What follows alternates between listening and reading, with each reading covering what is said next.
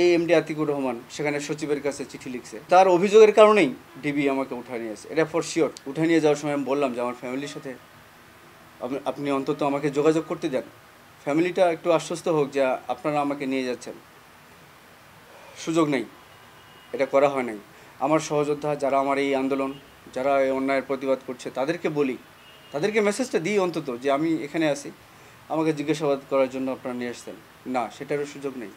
তাহলে আমি কেন 28 তারিখে ভোর 4টার সময়, 27 তারিখে কী হলো, হোটেলের মধ্যে আমাকে বাড়ি থেকে বের করে দেওয়া হবে, 24 ঘন্টার মধ্যে বাড়ি ভাঙচুর করা হবে, এরকম একটা ইন্ডিকেশন দিল। আমি রমনা থানায় একটা জিডি করলাম। এই জিডি অনুসারে কোনো তদন্ত তো হলোই না, বরং আমি আমার নিরাপত্তার কারণে আমি আমাদের এই সিভিল এভিয়েশন ট্যুরিজম মিনিস্ট্রির আন্ডারে মহাখালীতে হোটেল পর্যটন, যেটা অবকাশ হোটেল, সেখানে আমি আমার নিরাপত্তার কারণে আমি সেখানে ছিলাম।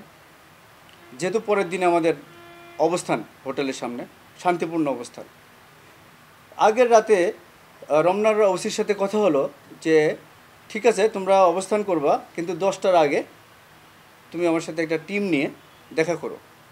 আমি বললাম স্যার আপনি গার্ডিয়ান হিসেবে দুই পক্ষকে আমাদের যে দাবি দাবা, আমাদের যে এভিডেন্স, আপনি আমাদের কাছ থেকে নেন, আমরা একটা টিম করি এবং ওনাদের একটা টিমের সাথে আপনারা বসান, আপনি সাথে থাকেন, একটা সমাধানে যাই। আমরা তো প্রবলেম ক্রিয়েট করতে চাই না, আমরা সলিউশন চাই। কিন্তু তারা কি করলো, তারা আমাদের কোনো কথাই কর্ণপাত করলো না। আমরা যখন 25 তারিখে হোটেলের সামনে আসলাম, তাদেরকে বললাম যে 48 ঘন্টা সময় দিলাম, আমাদের সাথে বসেন। 48 ঘন্টা চলে গেল, আমাদের সাথে বসলো না। এই কথা বলার পরে, রমনার ওসিকে বলার পরে রাত 11টায় কথা হয়েছে তার সাথে আমার। এইটুক সময়ের মধ্যে কি হলো এমন যে আমাকে ভোর 4টার সময় সেখান থেকে তুলে নিয়ে ডিবি অফিসে যাওয়া হলো। 14 ঘন্টা আমার ফ্যামিলি, আমার ওয়াইফ, আমার সাথে যারা ভুক্তভোগী, বৈষম্যের শিকার, অন্যায়ভাবে চাকরিচ্যুত, আমার কলিগ এবং ছাত্র সমাজ, এই যে টিম অভিযোগ, তারা এই রমনা থানা ডিবি অফিস রমনা থানা, তাদেরকে একটা কথা বললেও না যে আমি কোথায় আছি, আমাকে কোথায় রাখা হয়েছে। আপনি ইন্টারেস্টিং, আপনি জেনে আশ্চর্যিত হবেন। হ্যাঁ, তারপরে আমাকে কীভাবে ছাড়লো, ডিসি রমনা আমার সাথে কথা বললো, কথা বলে সে নিশ্চিত, বডি ল্যাঙ্গুয়েজ অনেক বোঝা যায় যে আমি কোনো অন্যায়ের সাথে জড়িত না, সমাজের কোনো অ্যান্টি সোশ্যাল অ্যাক্টিভিটিজের সাথে আমি জড়িত না। আমি শুধু আমার শ্রমিকের অধিকার নিয়ে কথা বলছি, আমি শুধু দুর্নীতির বিরুদ্ধে কথা বলছি, দ্যাটস ইট। আমার সাথে কোনো সংগঠনের জড়িত নাই, আমি কোনো সংগঠনের সাথে কখনো ছিলাম না, 1 ঘন্টার সময়ও তাদের সাথে আমি ছিলাম না। বাংলাদেশের কোনো সংগঠন বলতেও পারবে না যে আমি তার সাথে জড়িত আছি।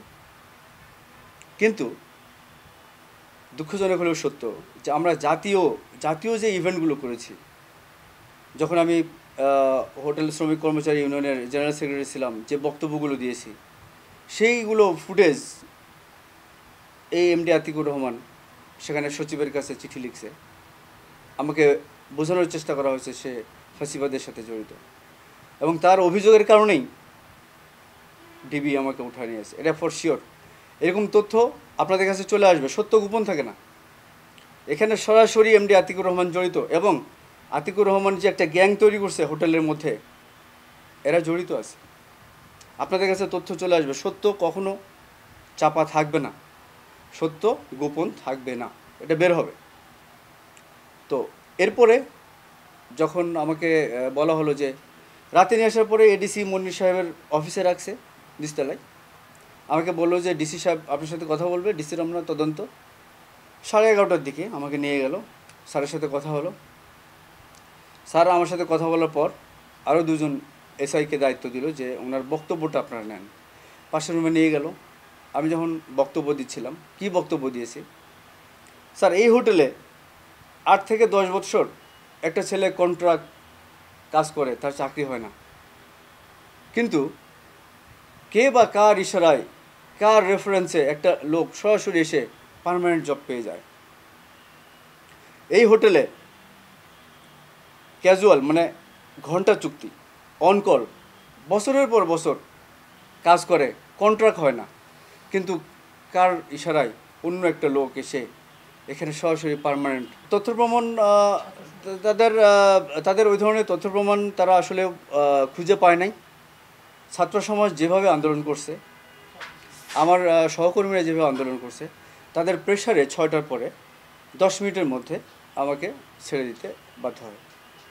কিন্তু আমার জাতির কাছে আমার একটা কথা, যে ফ্যাসিবাদের সময় এই ইলিয়াস সাহেব থেকে শুরু করে যতজন গুম হয়েছে, যতজন খুন হয়েছে, তো ফ্যাসিবাদের সময় হয়েছে। কিন্তু 5 তারিখের পরে আমাকে কিভাবে একই স্টাইলে, সেম স্টাইলে, আমার কোনো ওয়ারেন্ট ইস্যু নেই, আমার কোনো কিছু নেই, as per law of land আমাকে জিজ্ঞাসাবাদ করতে পারে। আমাকে ফোন দিলে আমি চলে যেতাম। ডিবি অফিস যদি আমাকে ফোন দিত যে আপনি আসেন, আপনার কী নিয়ে আন্দোলন করছেন, আপনার কী অভিযোগ, কী দুর্নীতি করছে তারা, আমাদেরকে একটু বলেন, আমি চলে যেতাম। যেমন আমি রমনা থানার ওসির সাথে কথা বলেছি, এভাবে আমি চলে যেতে পারতাম। কিন্তু তারা রাতের আধারে অস্ত্রশস্ত্র সহ, আপনি ভিডিওতে দেখেছেন, মনে হয় আমি বাংলাদেশের শীর্ষ সন্ত্রাসী, আমি অনেক বড় অপরাধ করেছি। তারা অস্ত্রশস্ত্র সহ রাত 4টার সময়, ভোর 4টার সময়, আমি ঘুমন্ত অবস্থায় আমাকে হোটেল থেকে তুলে নিয়ে আসলো এবং আমার ফ্যামিলিকে জানানো হলো না। এটা আমার সবচেয়ে কষ্ট।